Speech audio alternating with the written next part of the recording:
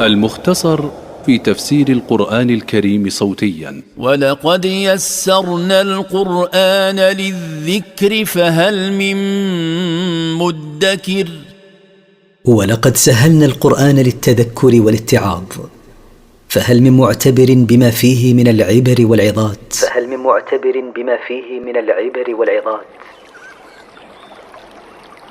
حرصنا على تسجيل كتاب المختصر في تفسير القرآن الكريم في أحدث طبعاته، وقد أصدرناه في مركز تفسير منذ سنوات، والآن تقوم على إصداره ومتابعة طبعاته دار المختصر للنشر والتوزيع. وقد انتخبنا لقراءته نخبة من الأصوات الحسنة ليكون عونا لكل الراغبين في استماع الكتاب ورافدا لقراءة الكتاب ودراسته في المعاهد والمدارس وغيرها.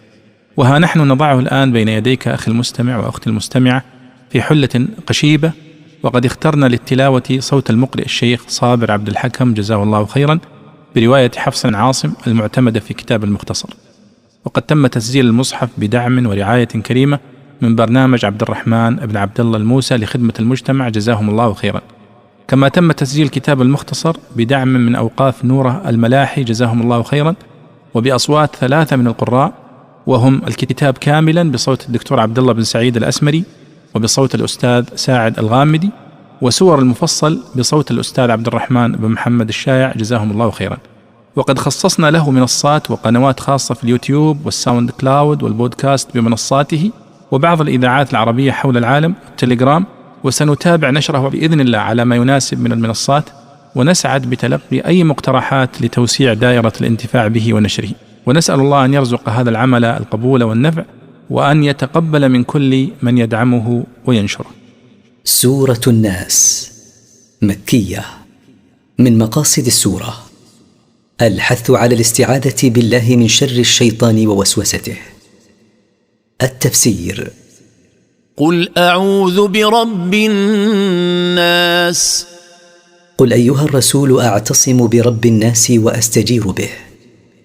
ملك الناس. ملك الناس يتصرف فيهم بما يشاء لا ملك لهم غيره. إله الناس. معبودهم بحق لا معبود لهم بحق غيره. من شر الوسواس الخناس. من شر الشيطان الذي يلقي وسوسته إلى الإنسان إذا غفل عن ذكر الله ويتأخر عنه إذا ذكره. الذي يوسوس في صدور الناس. يلقي بوسوسته إلى قلوب الناس. من الجنة والناس. وهو يكون من الإنس كما يكون من الجن. المختصر في تفسير القرآن الكريم صوتيا.